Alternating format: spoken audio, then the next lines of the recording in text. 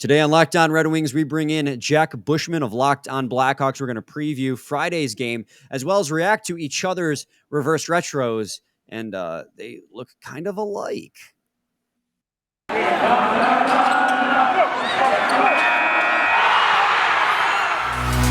You're Locked On Red Wings, your daily podcast on the Detroit Red Wings. Part of the Locked On Podcast Network, your team every day.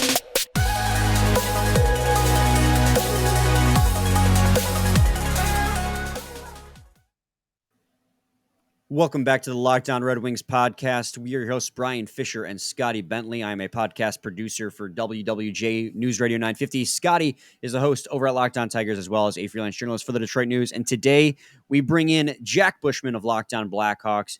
We are going to preview that game, and we are going to talk about the reverse retros that were revealed as of recording this today. By the time you're listening to this tomorrow. Before we get to that, before I even ask Jack how he's doing, I got to tell you guys, today's show is brought to you by BetOnline. BetOnline has you covered this season with more props, odds, and lines than ever before. BetOnline, where the game starts. Jack, I know you've been on the show a couple times previous to my tenure as host, so it's our first time talking to each other. How you doing, man? How's living life as a Blackhawks fan these days? Yeah, we finally got it. We didn't start the year 11 games or whatever it was last season without a victory. We picked it up in the third game this season, so baby steps. The vibes are good right now. But yeah, nice to be on the show with you here, Brian. I was getting sick of Nolan, so it was time to get him out of there. Get a fresh. Did you see his take on Twitter today? No. Was it those cream-colored Red Wings jerseys? Yeah. Was that the one you guys were talking about? He got ratioed to the ground. Oh, dude. And he deserved it. So dig your own grave there, brother. I love Nolan, but that was not the take. That was tough. He backpedaled a little bit in the comments. He set up a Twitter world for a layup on that one. So yeah, he's good at that. He's good at that. But yeah, so we're going to talk about the Chicago Blackhawks game, Detroit Red Wings game that's happening today. By the time you're listening to this, one of the two teams are going to be playing. This one's going to be at the United Center, 7 o'clock Central Time, so that'll be 8 o'clock Eastern. But before we get into that and expectations for both teams and what to expect from the game, we got to talk about the reverse retros. They were revealed today. Red Wings Twitter is on fire. For better and for worse. And I said it yesterday, Scotty, that it was going to be a controversial jersey. They went back to the barber poles, but that monkey paw curled. Everyone asked for it, but that monkey paw curled, and they ended up being a red base with black stripes. Now, you and I know, are in agreement that we love this for multiple reasons we can get into. But it's about a 70-30 split. I did a poll on Twitter. That's how I know these statistics. All right, up here. But I know I'm ridiculous, but it was 30% liked it, 70% didn't like it. I knew it'd be controversial. I thought it'd be closer than that. Now, the Chicago Blackhawks, Jack, I don't know if you want to explain what those look like and why this is where the biggest problem with the Red Wings ones come in. Yeah, they're basically the exact same thing. It was like someone downloaded them on Canva and went and just swiped it across and put Chicago over it. That looked like the effort that Adidas put into these, and Blackhawks fans, rightfully so, are not happy. Anytime, the Blackhawks and the Red Wings look like they're going to be wearing the same thing, you're going to have some angry people about that. So, yeah, I do not like that whatsoever. The barber poles, I'm not a fan of. And out of all the things they could go with, I know the Blackhawks logo is controversial, but they just put Chicago on it. I don't know. I'm not a fan. Most folks are not.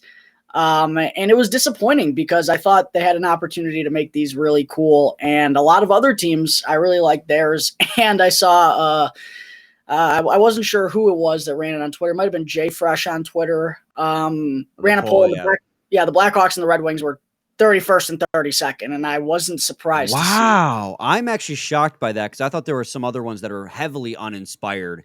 And the Carolina Hurricanes one, I could not tell the difference. The Columbus Blue Jackets I didn't like. There were several that I really liked. I'm apparently in the minority, but I really like the Coyotes one. Yeah, talking about ones that I thought were good. I thought the Ducks nailed it. I don't think there's too much. That would have been a really hard one to screw up, just because everyone knows what they want out of a Anaheim Ducks reverse retro. It's kind of a layup, and they nailed it. I thought theirs was really good. Yeah, there's a couple that that I was a big fan of. But yeah, ours are certainly the epitome of controversy, I would say, the day of. Well, and so the question becomes, do people not like the Chicago Blackhawks one because it's too similar to the Red Wings one, or are they just sick of this like design? Because it's not the first time we've seen a design like this from the Blackhawks in terms of alternate jerseys. Yeah, we saw this a few years ago, and I didn't like it then. I don't like it now. I thought they had an opportunity to do some really cool stuff with the black jerseys, which we haven't seen the Blackhawks wear in a while. And actually, some of the media folks for the Blackhawks sat down with Jamie Faulkner and Danny Wirtz, some of the executives for the Blackhawks, and they mentioned that they probably will be bringing those black jerseys back at some point. So there was some good jersey news that came out today. It just wasn't these, in my opinion. But yeah, there were some ones I really liked. I really liked the Panthers. I thought those were pretty cool. Yeah, those are sick. Agreed. Yeah, I thought those were sick. I liked the Penguins. I thought was cool. Yep. The Capitals I thought was cool too. Oh, the Bruins bringing back the bear. Yeah, I liked it. That's sick, man. The California Golden Sharks. That was good. So sick. Yeah. Also so cool. Yeah.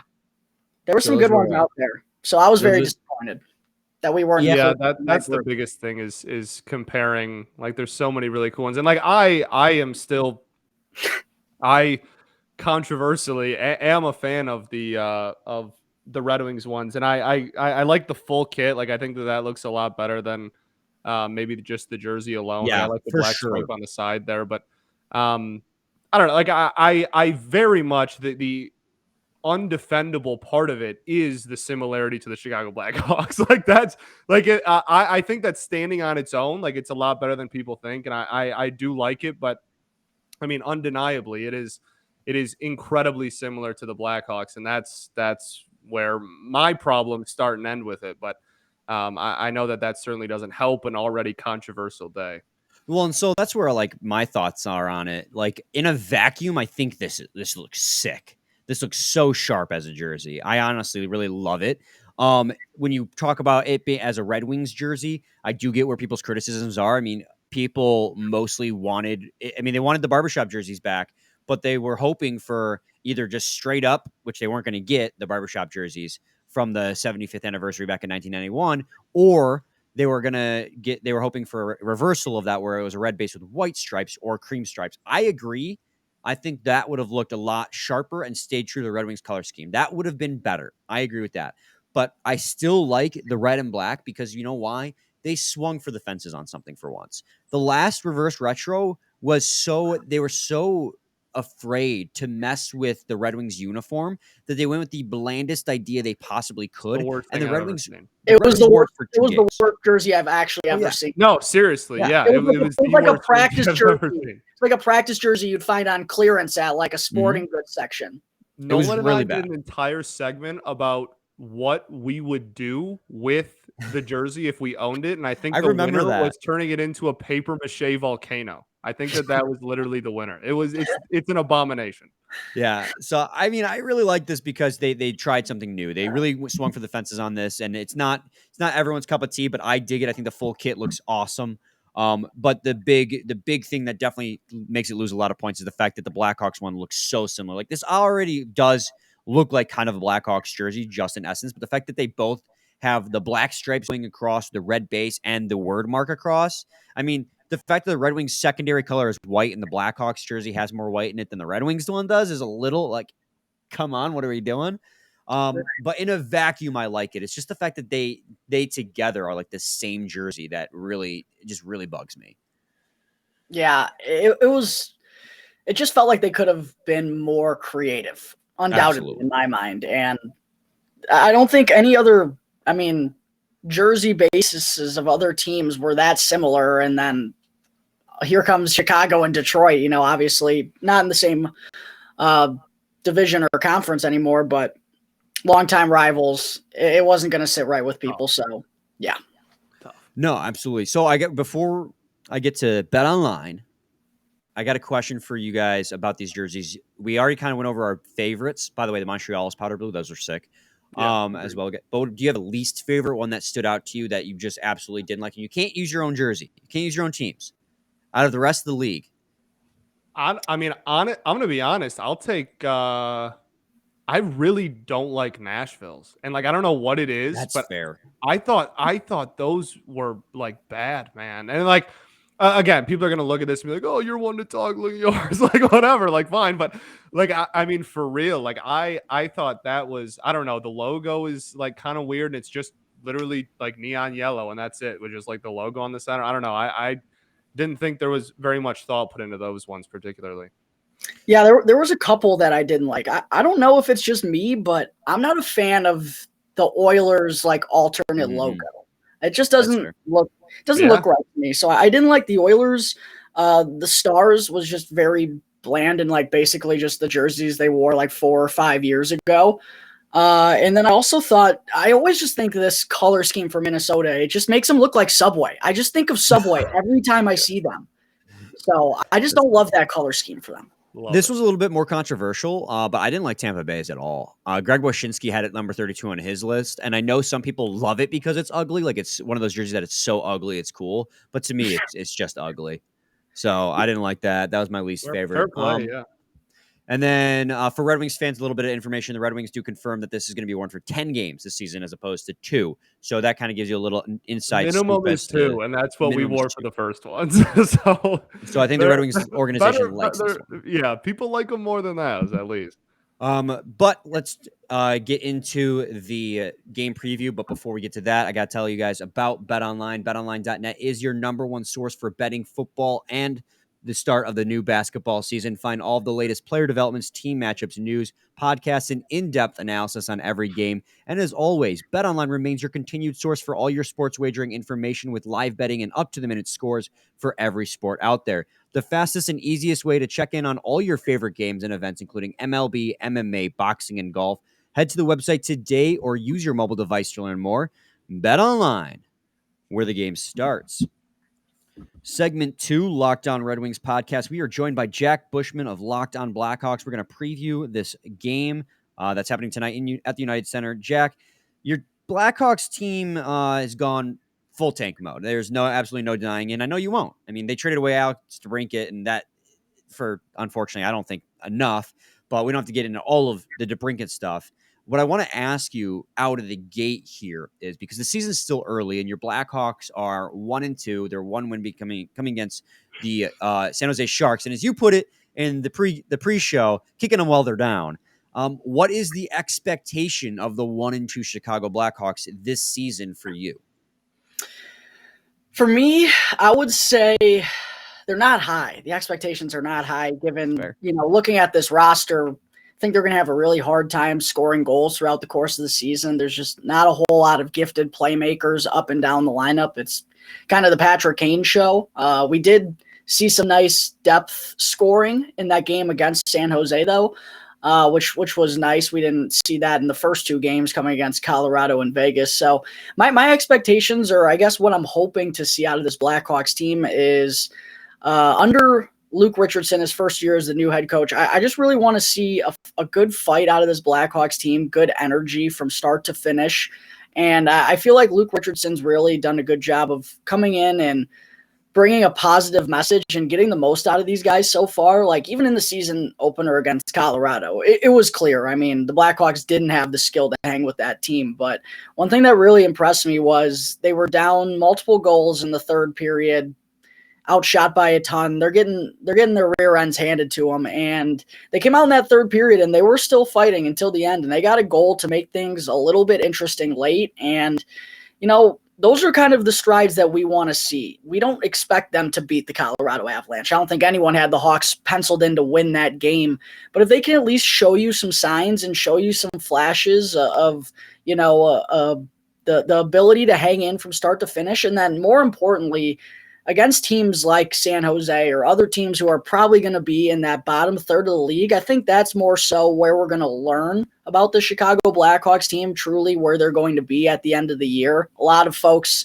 think they're going to be right there in the Connor Bedard watch for the number 1 overall pick. I expect them to be in there, but personally, I don't think the Blackhawks are going to be the worst team in the entire league. And maybe in 3 months, you guys can have a good old laugh at your boy here when the Blackhawks have like 30 points in February. But I personally don't think they're going to be the worst team in the league. I think they do still have some skill, and they have some young players who are stepping onto the scene that are already making a big impact. So I'm hopeful and, in kind of a bubble. Don't have big expectations, but at the same time, I think that's fair and also a decent way to go into this. It's almost like a filler year for the Blackhawks. You mentioned the Alex DeBrincat trade and everything that they did in the offseason. It's really clear that Kyle Davidson gets that this is going to be a long-term process, and there's absolutely no rush. And there's even some guys down in their minor league team right now that could probably be up with the Blackhawks, but they want to make sure they're extra seasoned down there in Rockford so that when they do get called up, they can make an impact, not just kind of be guys out there. So, yeah, it's just kind of a fill-in season for the Blackhawks, but I'm looking to see this team fight hard and at least make things competitive. And, it feels like last season was so miserable that anything's going to be better than that. And through the first 3 games, I haven't been as miserable as I thought I was going to be. So as a team that is coming out of a rebuild, that is the bar. That is the bar. We're with you on that. That's really all you can ask for is that culture shift, right? Like you can instill. That's like a thing that I've long believed is like you can instill Brian just completely went out of focus there. You're good now. I didn't do anything. I just was sitting here.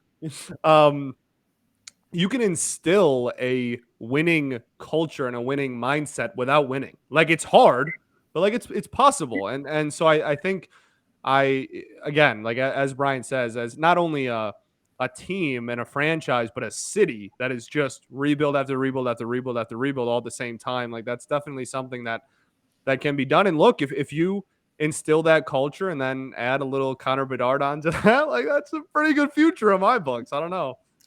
So here's the next big question for you, man. And it's gonna be a tough one, and it's one that's gonna pull your heartstrings and one that you're gonna have to deal with all year long. Both Patrick Kane and Jonathan Toews are in the last year of their contracts, entering a full-scale rebuild. 33 for Kane, 34 for Toews. Do you see them re-upping with the Blackhawks to finish their career? Both of them are 3-time Stanley Cup champions, so they have nothing left to prove. Or especially in Patrick Kane's case, who's still performing well at his age, do you think he is a trade deadline piece to acquire more assets? Yeah, it's the question that everyone seems to be asking, and it's not going to end anytime soon, I'll tell you that. And there really hasn't been anything newsworthy breaking on this front for like 3 or 4 months now. But, given the talent that Patrick Kane is and everything that he and Jonathan Toews have accomplished for the Blackhawks, it makes sense that people are curious as to their futures. But they haven't said much. They're really just, doing the old hockey player special, just saying they're happy to be here and just thinking about this season, want to get back on the ice, let that stuff take care of itself when the time comes. So these are all, just hypotheticals still. But if I had to guess, man, like I would assume that they're both gone by the deadline. And there's a lot that goes into it. Like it's such a complex situation too, given that they both have no movement clauses. They have $10.5 million on the book for this season. The Blackhawks are going to have to retain that and retain at least half and maybe even find a third team to get involved to make everything work financially.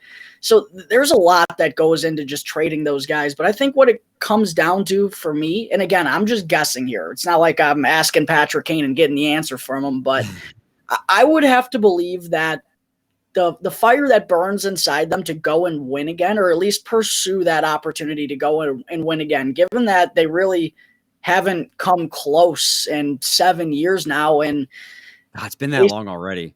I know you guys are probably got a big old grin on your face. But it's just abundantly clear what Kyle Davidson has instilled here as the general manager I mentioned earlier. It's going to be a long haul here. It's going to be a while. And that's just, you mentioned 34, 33 years old for those two guys. It doesn't fit. I mean, we traded a 25-year-old Alex DeBrincat. Those two are probably not going to fit in the Blackhawks rebuild ideally, but we've also heard from the Blackhawks organization that they're not going to ask Kane or Toews to waive their no movement clauses. It's probably going to have to come from them unless, the clock starts ticking and you got to start making a decision there. But I just feel like they'd want that opportunity to go and win somewhere else. And also from the Blackhawks organization's perspective, like you could get something. Yeah, you could get a great return for Patrick Kane, a guy who has showed no signs of slowing down. Like, even though another team might have to take on $5.25 million, you're still looking at what, 2 first-round picks potentially, maybe more, maybe a pick and a prospect or something along those lines. And Toews is a little more confusing as to what his return could be because there's just so much up in the air about, his health and what kind of player he's even going to look like this year. Thus far, he's looked really sharp and the best I've seen him in quite a while, but, still very early. But it just feels like the Blackhawks would want to get something for those guys. And as cool as it would be to have them be Blackhawks for life, I would love that. It just feels like that's going to be the harder route. And also it's kind of a gamble for the Blackhawks too, to keep them around and keep paying them money. So as much as it pains me, my heart's telling me that it seems more likely than not that both guys are going to be gone at the deadline. But again, anything could happen. We really haven't heard anything at all from Kane or Toews themselves. So that's probably going to be the case until we get till January or February and these conversations really, really start ramping up. Yeah, I mean, it's going to be really tough because, and it's just, when I think Chicago Blackhawks, I think of Patrick Kane and Jonathan Toews. They were the faces, they were the identity of Chicago Blackhawks. So the thought that they could be traded away is the team's losing its identity. I mean, also a captain and an alternate captain at that. I mean, literally losing its identity of its championship teams and incredibly valuable veteran presences. But looking at where the rebuild's at, and what value those guys have, I mean, I think it makes logical sense, even if the heart, is saying something else. We're gonna transition here though and start talking about the preview when we come back, because we have to talk about the game, man. We got games here and now that are going to be happening, and we got to figure out who's going to be the winner, because as we all know, whoever wins this argument wins the game in real life. That's how that works. So that's coming up next on Locked On Red Wings. Segment 3, Locked On Red Wings podcast. Jack Bushman of Locked On Blackhawks is joining us. And so, the Red Wings are playing the Chicago Blackhawks for the first time of 2 times today. This year, rather. This is a rivalry that goes back nearly a century now, as old as the league is, because these two teams are part of the original 6. And, it might not be as fervent as it once was when they were both in the Western Conference in the same division. But when they go at it, it's still a heated contest. And, obviously, based on where these teams are at in their rebuilds, Blackhawks going into one and the Red Wings trying to start to climb out of one would think that the Blackhawks or the Red Wings would win this game, and hopefully handily. And Scotty and I talk about that. Like, good teams beat good teams and good teams beat bad teams really, really well. And so it's kind of a litmus test for the Red Wings in the sense that, will they put out a huge performance against the Chicago Blackhawks team, which admittedly doesn't have a whole lot, at least from what I can tell. But if the Blackhawks, Jack, were to put up a fight, who are you looking for in this game to provide that fight and provide that spark? Yeah, a big part of the Blackhawks' success offensively thus far, and a big part of the victory they had on Saturday night against San Jose was the Jonathan Toews line, the second line of Tyler Johnson, and Taylor Radish. All 3 of those guys, I really feel like, have something to prove this year for all different reasons. Tyler Johnson's just coming off neck surgery. He's actually the second player after Jack Eichel to undergo that disc surgery that was so controversial for the Buffalo Sabres. The Blackhawks gave Tyler Johnson the 2 thumbs up and told him, go get it. It was really funny how those 2 situations were handled so differently. But Toews too, funny. In Toews, we talked early about how he has a lot to prove, just to kind of show that he still got it and still capable of, being the dominant force that he once was. Those 3 guys have looked really sharp together so far this year. I've been really impressed with what I've seen. So I wouldn't be surprised if the Blackhawks, if they're in this game tonight, I guess, since that's when the listeners are going to be hearing this, if the Blackhawks are in this game, it's probably due to the second line, I think, putting up some offense. I'd like to see Patrick Kane's line, that top line of Andreas Athanasiou, and Max Domi get something. Oh, my God. Hey, baby. I got to bet him anytime goal scorer. It makes too much sense. It does, Top line man. AA. The revenge game. $3 million. Look at him securing a bag. That's just crazy to me. I was excited for Athanasiou to come on, and he's been given a massive opportunity here. I mean, on the same line as Patrick Kane, a really good opportunity for him to kind of, get his stuff back together after a tough year with the Kings last season where he battled injury and was just never in the lineup consistently. He just, man, I don't know what it is about him. And I feel like this is a struggle I'm going to have throughout the entire year because this is what everyone says about him, but he gets those chances. He'll get his look. It's just the finished product. It just feels like a struggle. And he also doesn't feel like a very good playmaker. Like he feels like a shoot first guy a lot and doesn't really do much to like benefit his line mates. So I would really like to see more of him in that line tomorrow. Does that sound familiar, boys? Yeah. I was gonna ask if you've watched closely to his defense yet. Oh no, we haven't gotten that far yet, but I'm sure throughout the year. You might not want to. Yeah. So let's on our fourth line, by the way. So and Dominic Kubalik's first line right now. I saw Kubalik's getting some first line minutes. So yeah, true. We are in love with Dominic Kubalik. We are in love with him. He just that shot, man. How can you not love it? Every time he gets a ripper, it's so good. And like the Red Wings, and playing on a line with Raymond and Larkin, who are two good playmakers, especially Raymond, where they can just feed him pucks.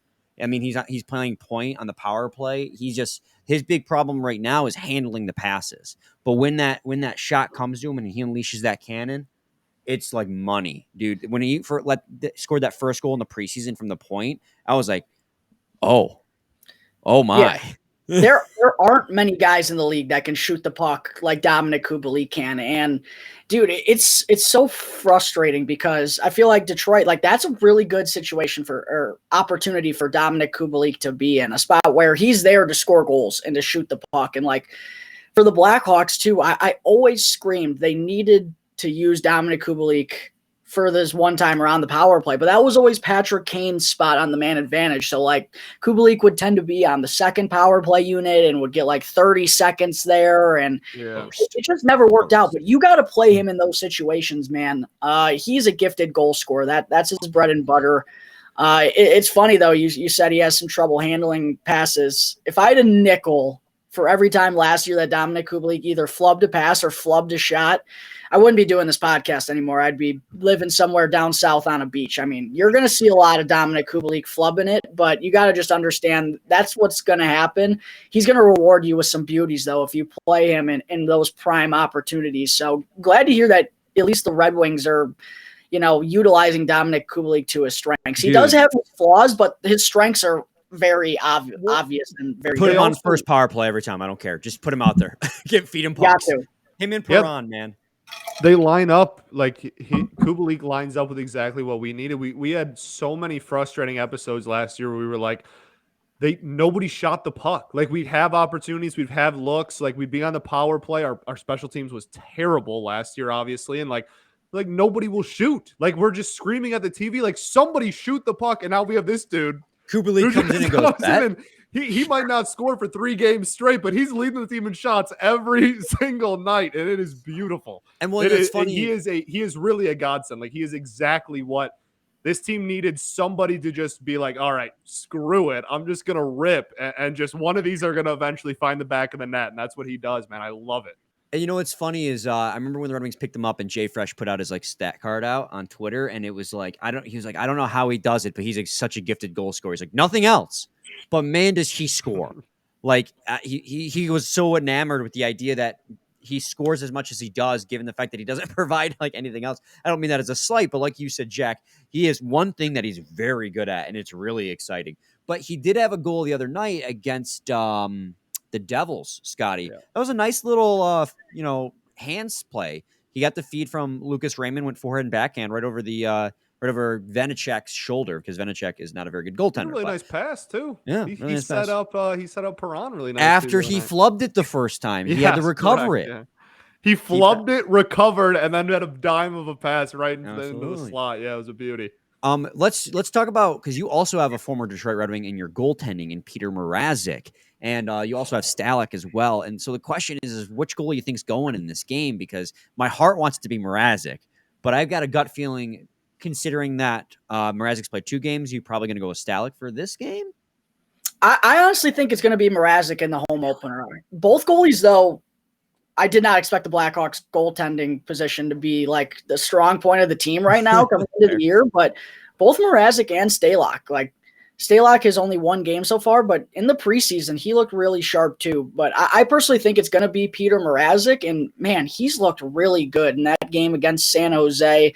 Wasn't tested as often as he was against Colorado, but stood his net really well and made all the saves that he needed to. The 2 goals that he allowed really were just defensive errors by the Blackhawks, and there was nothing he could do about it. And in that season opener against Colorado, the Blackhawks could have been down 8-0. Like every time Cale Makar and Nathan MacKinnon were on the ice, they literally had no answers. It was rough, but Peter Mrazek, I mean, I can't say enough good things about the guy for the effort that he gave in that game just to keep it close. So yeah, he's actually looked really good, and that's kind of one thing that some folks have worried about the Blackhawks tank is, well, what if Peter Mrazek kind of has a bounce-back year, and he's stealing some games here for the Blackhawks, and, you know, it's a small sample size. He's only got 2 starts thus far, but he's looked really darn good, so I think he's going to be in there tomorrow night for the home opener. Wait till the cold stretch.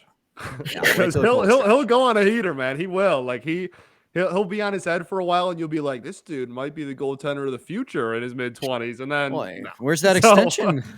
Just wait for it. But that's cool to hear, though, for real. That's cool that I'm glad that he keeps finding work. Like, for as controversial, I guess I'll say, as his time was here, and just about like everybody had a different opinion on him. Yeah, I'm glad that he's still finding work and finding playing time. And it'd be really cool if, like, home opener, Chicago, like going again. I don't know, that'd be cool. His biggest problem, it's been several years since he was with the Detroit Red Wings, but his biggest problem when he was with Detroit is overplaying pucks. Like, he would get himself out of position by just lateraling too far, coming too far out of the net and leaving the other side wide open. I remember that being the biggest issue with him all the time, and why he just could never find any consistency. But I mean, he's been with Carolina, he's been with Philadelphia, he's been with Toronto since. So now Chicago, obviously. So I mean, he could be a different player, but I just know, I mean, there's a reason why he's bouncing around the league, and it's probably because he still has those same flaws. Yeah, he's really aggressive around the net too. Yes. Both Blackhawks goaltenders are. It's like it's not great for the heart how much they love to skate out of the net to go and play the puck. But who are we going to see for Detroit tonight? And I also wanted to ask about this goaltender position, because they go out and they get Ville Husso along, obviously separate moves, but they give Husso and David Perron from the St. Louis Blues here. What's kind of the feel about the Detroit Red Wings in that? Like, I'm kind of an outsider here, but from afar, Alex Nedeljkovic didn't look to be it last year. What are just kind of the thoughts on the Red Wings goaltender situation? Well, Scotty, I want you to answer this, but first I want to point out that the St. Louis Blues, the playoff team St. Louis Blues, decided the best thing for their organization was to let David Perron and Ville Husso walk and bring in 38-year-old Thomas Greiss and re-up Nick Leddy. I don't know what the mindset behind that was, because you're trying to get better and contend, and you take the leftovers from the Red Wings. So I thought that was really funny. Sorry, Scotty, I just had to point that out. Go ahead, buddy. No, you're fine, man. I mean, Husso's looked really good to start off the year. He was the season opener, was what they went Ville. So like that's I think somewhat telling. But Ned, I think from an outsider perspective, I would completely understand like looking at Ned and being like, yeah, like, that probably wasn't like the best thing in the world, just because of how many, especially in the second half of last season, it seemed like we were giving up 5+ a night. But I think that a large majority of that had to do with the fact that that was like one of the worst defensive units I've ever laid my eyes on. Like it was Moritz Seider, and then like that was it. I mean, it was an absolute train wreck at the blue line the entire season.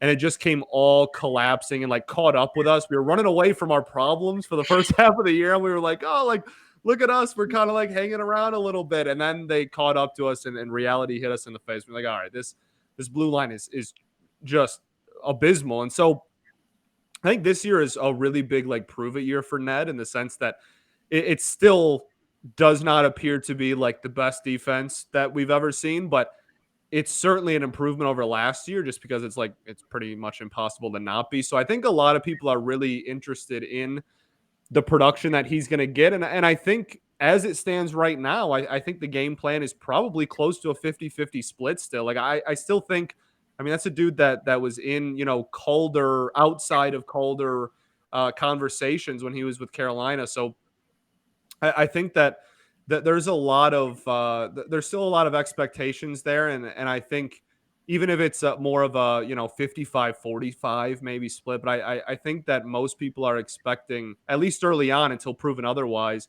kind of a 50-50-ish split between the two of them. So we'll see.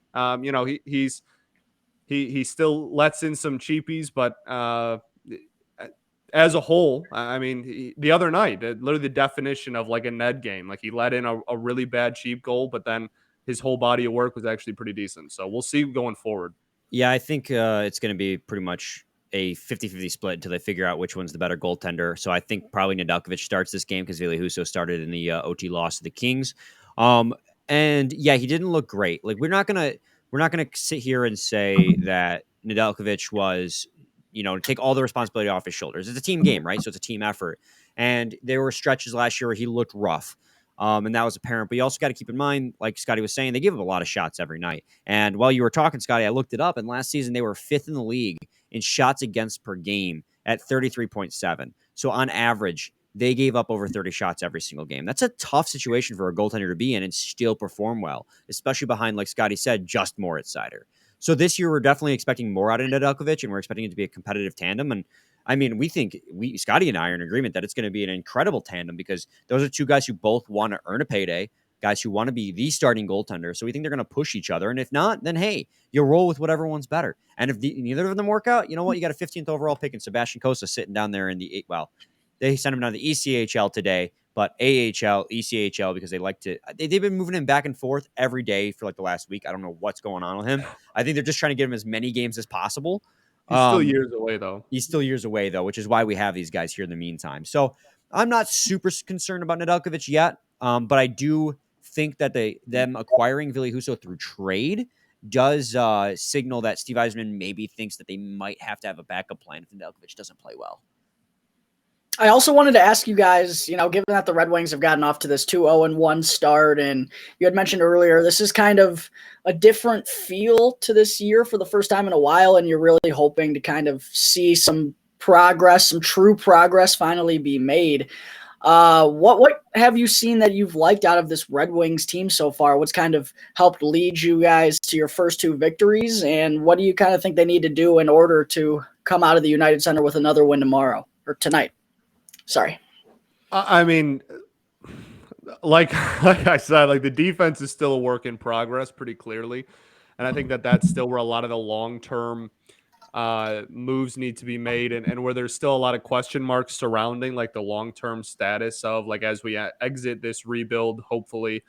I think that that's where a lot of people kind of are circling sheets around the blue line. But it's very noticeable that this forward core is the best we've had in years. I mean, it's not even particularly close. This is the best forward group we've had in a very long time. And I think, Bert getting hurt obviously sucks, like right at the beginning of the season, whatever, 1-2 games in, like going down, he's out 4 to 6. So that gives Zadina some more playing time, the ever so controversial, so that'll certainly be something to keep an eye out for. But yeah, it's so apparent that when you raise the bar of like expectations for, hey, we're going to compare ourselves to like other good hockey teams versus like, oh, we're going to compare us to the Detroit Red Wings from like last season or whatever. You know what I mean? Like there's just such a big difference between those two things. And I think we're finally starting to bring in like Kopp has been great defensively, has a couple of nice assists. And then like Perron has just been unbelievable on both sides of the puck as well. Like we already went on and talked about Kubalik and everything. Like that the additions that they have made to the forward core, it's actually like somewhat deep, and it's not just filled with bodies. Like, it's actually, there's dudes in Grand Rapids right now that some people want to be in the NHL, and that's not a conversation we've had in a very long time. So I think that's like the very clear. We had the most, our first period of the season was the most shots the Red Wings have had in a season in like a decade. Like, it was a 25 shot first period to start off the year. Like, it's very apparent that this offense is like actually a competent, legitimate NHL offense, and is not just, okay, well, we're better than last year's, terrible Red Wings team. Like, this is an actual legitimate offense. And yeah, I think the question marks still just lie on defense. No, absolutely, man. It's but even like the defensive acquisitions that the Red Wings have made have had a positive impact. I mean, Ben Sherratt was a big question mark because, analytically wise, he's not that impressive. But I mean, honestly, the intangibles that he's brought, and people like to throw that word around, but his physicality, his ability to draw penalties, and I know that's a give and take. I know there's going to be times where he takes stupid penalties, and I'm going to want to bash my head against the wall. But I mean, he's gone out there and he's punished the opponent. And Oli Mata, even though he was brought in to be a defensive defenseman, has provided 4 points in 3 games for the Detroit Red Wings, one of which being an empty net goal. But, regardless, that's 4 points in 3 games out of a guy who you thought would be a defensive safety net for Phil Pronik on the second pair, and he's been the best out of the 2 of them. So, I mean, when you're looking at what the Red Wings need to do to steal a win, I mean, you're going to need guys like Filip Zadina and Dominic Kubalik to definitely step up to play top 6 roles on this team. You want your Redwood line of Soderblom, who's been fantastic, by the way, Sundqvist and Rasmussen to keep being a solid line 3. But, I mean, offensively, they don't really have to do much more than they already did. I mean, in an overtime loss without 2 of their best forwards against a playoff caliber team, they scored 4 goals. It's just OT, yeah, in OT. So I think their offense has good depth. It's just really going to come down to, can they play a good enough defensive game to really lock it down? Because you can't go into any arena, regardless of where the team's at in the rebuild, and discount them, because it's hockey. I mean, any given night, right? That this sport, more so than any sport, I feel like when you say any given night, you mean any given night. It's the beautiful thing about hockey. And very frustrating too. when you're on the other side, like when the Arizona Coyotes pump you for like 11 goals when they're the worst team in the league, like last year. So that was fun. Oh man. But we got to wrap it up here, Jack. Do you have any final thoughts, man? You want to throw out there where people can find you, stuff like that? Yeah, definitely. I also wanted to say, you guys want to throw out a quick prediction before we get out of here? Quick prediction. I would love nothing more than that, Jack. Let me tell you, I would love nothing more than to throw out a prediction. Give me I want to see a throttle. That's what, and like, I'm going to look ridiculous on Monday's show when we lose 2-1, but like, give me like, and if we do lose 2-1, I'm taking credit. Give me a like, I don't know. Give me a 4-2. Give me a 4-2 with an empty netter. Win for the Red Wings. Sorry. I'm going to go bigger. I'm going to go bigger than that. I'm going to say it's a got to take the hat off for this. That's how big we just got really serious. We got Bring it out right now. You know what? Is the shirt coming off too? Is that how serious? No. Please, for the love of everything, please, no. Family show. I'll say 6-2. I think they pump them. Love it. Hey, sorry, Jack. They did that early last season. Lucas Raymond had a hat trick early on, I recall. My first episode, by the way, as host. That was Brian's first episode. Was the Raymond hat trick game? Yeah. Mm-hmm. Which is the anniversary is coming up actually real quickly here. Wow. Well, congratulations early to your one year anniversary. Yeah, Brian, nice, dude. That's not what the point of that was. Keep going.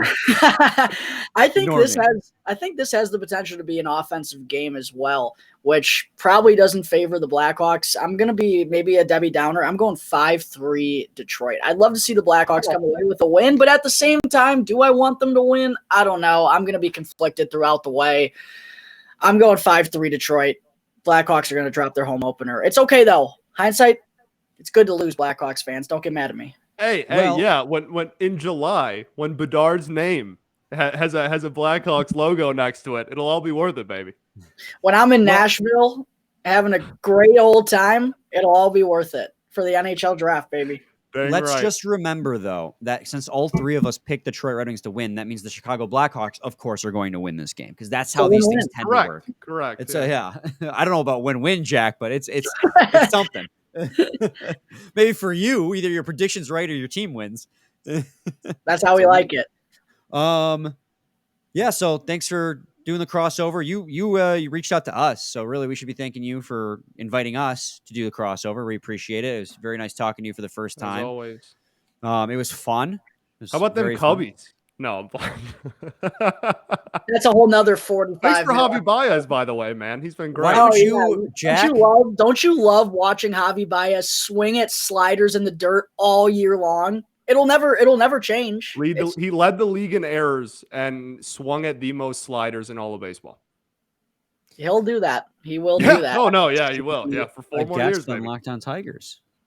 That is me. Yes. Bring Jack on. You guys can talk Cubbies. Well, there you go. Yeah, we'll bring on Locked On Blackhawks host Jack Bushman to Locked On Tigers. I love it. Yeah, but they love it when we do that cross promotion, man. That's like the kind of cross promotion. Hockey, Chicago, Detroit. Those Tigers baseball. and Blackhawks fans out there, they're going to be super pumped. Yeah. All 6 of them. Both those teams are so interesting right now. Oh my God. Can you imagine if you were a fan of both those teams right now? Somebody in one of our comment sections is going to be like, that's me. We're like, nice. Nice. Anyways, we have got to put an end to this. So we'll be back on Monday. We'll be recapping this game as well as the Sunday game against Anaheim. Jack will be recapping this game and whatever games the Chicago Blackhawks play this weekend. If they play, do they play? Play on Sunday, 1:00 against Seattle. There you go. He'll be recapping those games for you guys over at Chicago. Come out of the weekend with a dub. You could. I hope. Yeah, you could. Kind of. I don't know. I'm conflicted. I don't know if I want to win or not. That's the weird part about this entire season. Yeah, I don't know.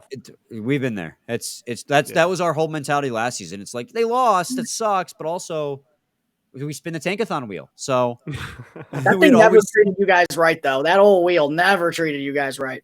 We would always end every episode on the wheel, and we would spin it until we got number 1 overall. And one time we put 50 spins.